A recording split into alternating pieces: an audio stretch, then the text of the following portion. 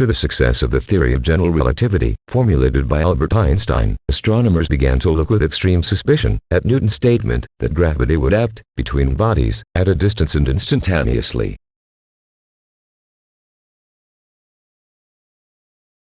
If nothing, not even information, could travel faster than light, the hypothesis would not hold. Even so, Einstein himself was cautious about it, understanding that Newton's concept of acceleration involved space as a whole.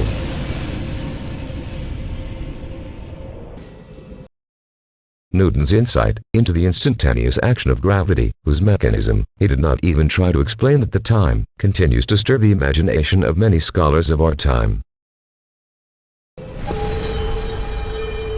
The solution to the riddle Newton would have left to the generations that followed, but, even today, it seems to be far from being reached.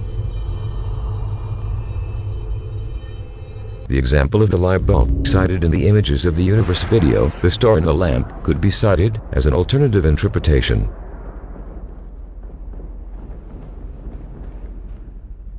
In that video, Alpha Centauri is compared to a light bulb, whose current switch seems to be placed in two places at the same time, next to the position of the star and next to our position on Earth. This happens because, in the case of the star's abrupt death, we would only find out about the event after 4 years, which attests that there would be an information void separating us. This emptiness would place the responsibility for the virtual non-existence of the antigravitational component of the force on the observer's point of view, who evaluates distant events with the aid of the cosmic background radiation.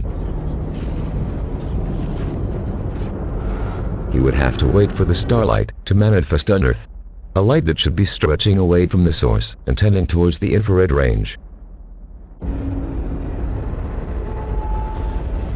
Since antigravity is a fictitious force, the expansion of space in our future should also not exist, since both cannot be measured directly.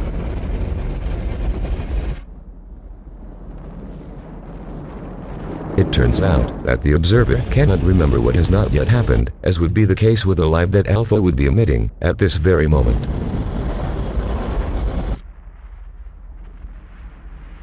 Although reason tells us that this light should travel through the vacuum to reach our position, this cannot be demonstrated directly.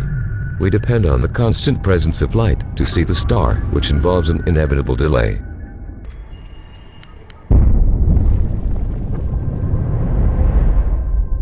Without being able to state that the light will be moving at a future point, the time of its displacement is eliminated.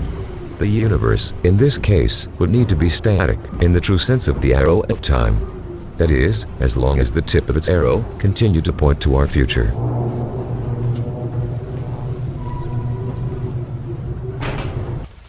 In fact, this problem would only be linked to our limited ability to interact with the stars, as this does not happen in real time. You will always see Alpha Centauri 4 years late.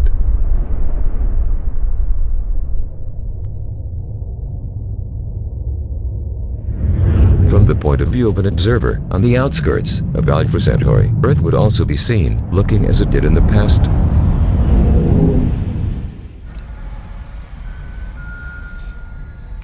Suppression of the direct record of all time that would have elapsed into the future, or until starlight reached us on Earth, would place the beginning of counting time at the position of the observer.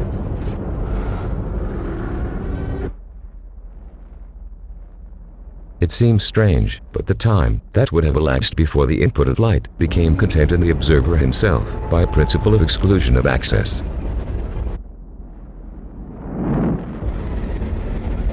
The very antigravitational component of the force linked to the hypothetical stretching of space and the redshift of light would have ceased to exist from the observer's point of view.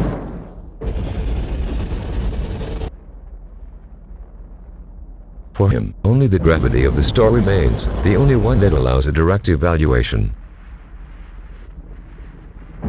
You may even be seeing the redshift as a consequence of the reversal of the arrow of time, but by the time that happens, you would already be hopelessly trapped in a projection of the star's image into your own past.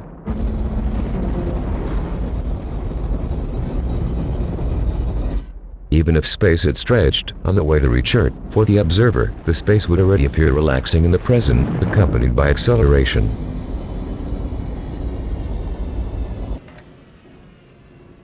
Things would be much clearer if we remembered that the redshift of light would follow the stretching of space.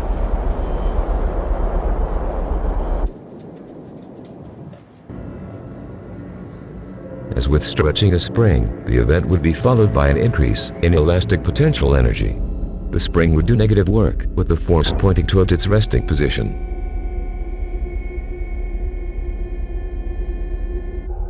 During the stretching of space, the potential energy would overcome the kinetic energy, and the motion would tend to collapse.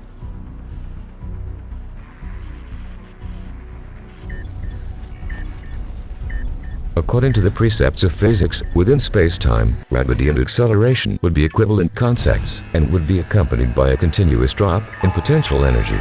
That is, the spring of space would be at rest at infinity, starting to contract from there.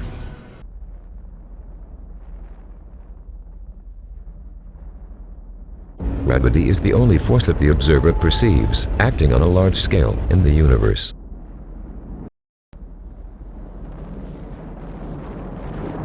He cannot measure the antigravity component of the force, which would be implicit in the spring stretching phase, and which would accompany the redshift of light, since the observer does not, yet, remember them. When he can remember, the arrow at time will have reversed. It only remains for the observer to extrapolate towards the future the result of his direct observation and out of phase with events.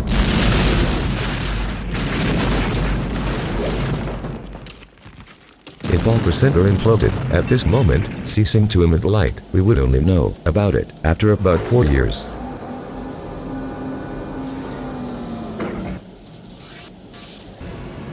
But science had no doubts in stating that the implosion of the star would have occurred due to the action of its own gravity.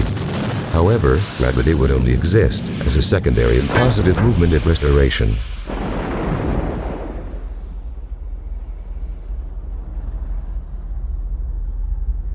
That is, the spring continuously contracts or relaxes within the observable universe because it would have been stretched at an earlier moment, which is unknown. A strong indication of what has been said is that gravity cannot be added to the other forces.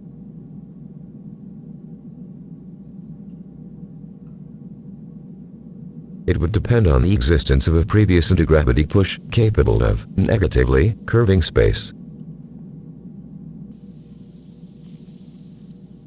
When the star's death event manifested itself to us in the night sky, finally ceasing the emission of light, and with darkness taking its place, we would conclude that it would have occurred instantly.